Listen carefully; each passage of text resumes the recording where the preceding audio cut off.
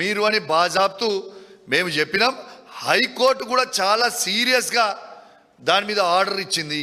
మరి మీకు దమ్ముంటే, మాకు ఇష్టం లేదు కానీ భాష చెప్తున్నాం, దమ్ముంటే మీరు ఈ గ్రూప్ 1 దాని మీద సిబిఐ ఎంక్వైరీ అయ్యండి. ఆనాడు బండి సంజయ్ గారు మా పప్పుడు గ్రూప్ 1 అయినప్పుడు ఎంత హంగామా చేసిండ్రు మీరు గుర్తు తెచ్చుకోండి. మరియు ఇవాళ గ్రూప్ 1 మీద ఇంత పెద్ద స్కామ్ అయితే బండి సంజయ్ గారే భారతదేశానికి home minister.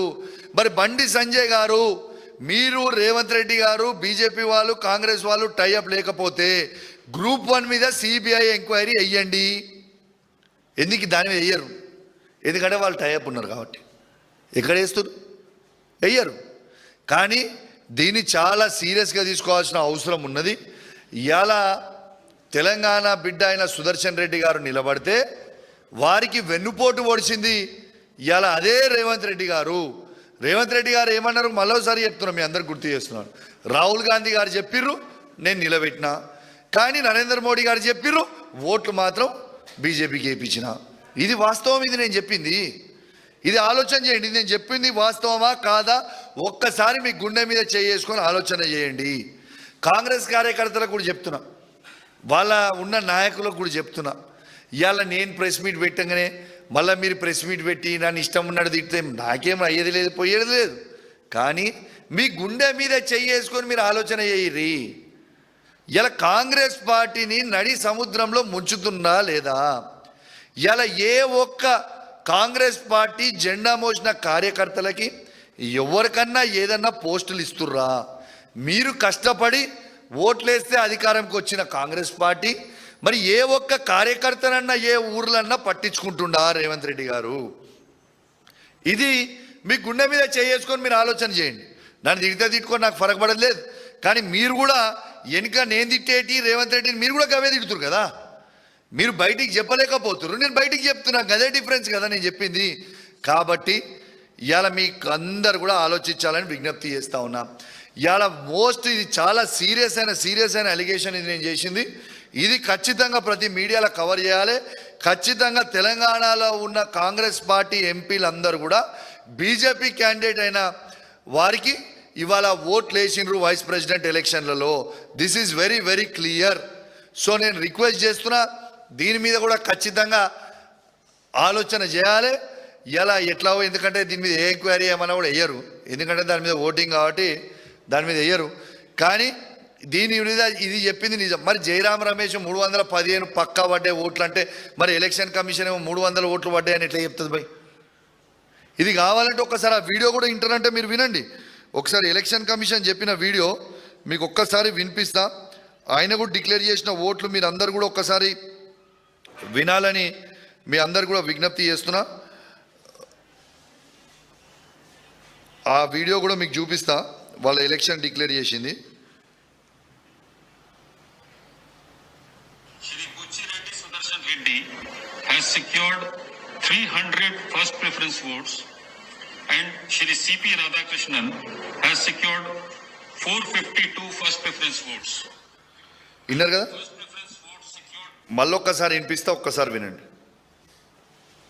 Shri Buchireddy Sudarshan Reddy has secured 300 first preference votes and Shri C.P. Radhakrishnan has secured 452 first preference votes. విన్నారు కదా ఏం చెప్పింది ఎలక్షన్ కమిషన్? 300 ఓట్స్ పడ్డాయని ఎలక్షన్ కమిషన్ క్లియర్గా డిక్లేర్ చేసిర్రా. మరి జయరాం రమేష్ గారు 315 ఓట్స్ పడ్డాయని జయరాం రమేష్ గారు ట్వీట్ చేసిండ్రు.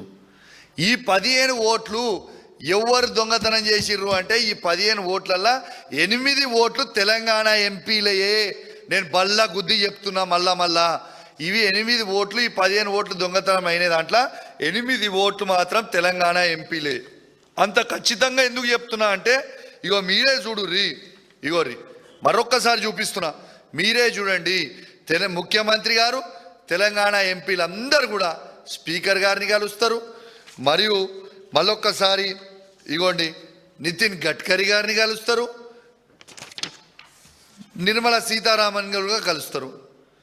ఎంపీలందరూ వేరే పార్టీలు ఎవరైనా కలిసిరా? అబ్బాయి వీళ్ళు ఉన్న దాంట్లో ఫోటోలు చూపించమని చెప్పారు, వీళ్ళని కలిసిరని ఎందుకు కలిసిర్రు? ఎలక్షన్ అంత సీరియస్గా అవుతుంటే వీళ్ళకి గెలవాల్సిన అవసరం ఏమొచ్చింది అంటే అర్థం చేసుకోండి. మళ్ళా తెలంగాణ బిడ్డ అయిన సుదర్శన్ రెడ్డి గారిని బాజాబ్తు రేవంత్ రెడ్డి గారు మోసం చేసింది వాస్తవము. నేను ఇంకోటి కూడా అడుగుతున్నాను రేవంత్ రెడ్డి గారిని, మీరు బీసీల గురించి ఇంత పెద్ద ఎత్తున మాట్లాడుతూ ఉన్నారు, సంతోషం, దానికి మా పార్టీ కూడా మద్దతు చేస్తున్నారని మేము బాజాబ్తు చెప్తున్నాం. మరి వైస్ ప్రెసిడెంట్కి మన బీసీ బిడ్డ అయిన విహెచ్ హనుమంతరావుని ఎందుకు నిలబెట్టలేను?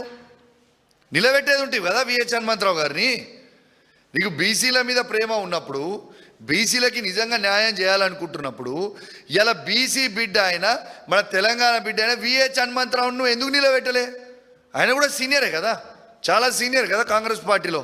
దాని తర్వాత ఆయన కూడా పెద్ద బీసీ బిడ్డ కదా, ఎందుకు నిలబెట్టలే? అంటే తెలంగాణకి ఎప్పుడూ ద్రోహం చేస్తాడు రేవంత్ రెడ్డి. ఇంకోటి చెప్తున్నా, రాజ్యసభ తెలంగాణకి ఈజీగా 100% గెలిచే రాజ్యసభను పక్క రాష్ట్రానికి అమ్ముకుంటారు, పక్క రాష్ట్రానికి అమ్ముకుంటాడు అభిషేక్కి. తెలంగాణ బిడ్డకి ఎందుకు ఇవ్వలే మరి నువ్వు ఆ రోజు పక్కా వచ్చేటోనికి? అంటే ఎందుకంటే ఈయనకు తెలంగాణ మీద ప్రేమనే లేదు. తెలంగాణకు వచ్చేదో రాజ్యసభ సీటు, తెలంగాణ ఎవరనగా వచ్చేది, తెలంగాణలో ఉన్న రాజ్యసభ మాత్రం తెలంగాణ వాళ్ళకి ఇయ్యాడు, పక్క రాష్ట్రంకి అమ్ముకుంటాడు. ఇవన్నీ వాస్తవాలా కాదా? ఒక్కసారి ఆలోచన చేయండి. మరి ఎలక్ట్రానిక్ మీడియా, ప్రింట్ మీడియా మిత్రుల్ని కూడా నేను దయచేసి కోరుతా ఉన్నాను, ఇది ఖచ్చితంగా మీ అందరు కూడా అద్భుతంగా చూపించాలని నేను మనస్ఫూర్తిగా కోరుకుంటా ఉన్నాను. ఎందుకంటే వైస్ ప్రెసిడెంట్ ఎలక్షన్లో ఈయననే క్యాండిడేట్ని నిలబెడతాడు, మళ్ళీ ఈయననే వెనుక నుంచి పొడుస్తాడు. అంటే రేవంత్ రెడ్డి గారి నీచమైన బుద్ధి అనేది దీని ద్వారా యావత్ తెలంగాణ ప్రజలకి తెలవాలని మీరు దయచేసి మంచిగా చూపించాలని నేను కోరుకుంటూ సెలవు తీసుకుంటా ఉన్నాను. జై తెలంగాణ, జై కేసీఆర్. ఇక వాళ్ళ పర్సనల్ ఫ్రెండ్స్ కాబట్టి వాళ్ళ పేర్లు చెప్తే మంచిగా ఉండదు. ఈ మెటీరియల్ కూడా అంతా వాళ్ళే ఇచ్చిర్రు నాకు. ఈ మెటీరియల్ ఉంటుంది కానీ కౌశిక్ రెడ్డికి ద్రోహం చేసుడు అలవాటు ఉండదు.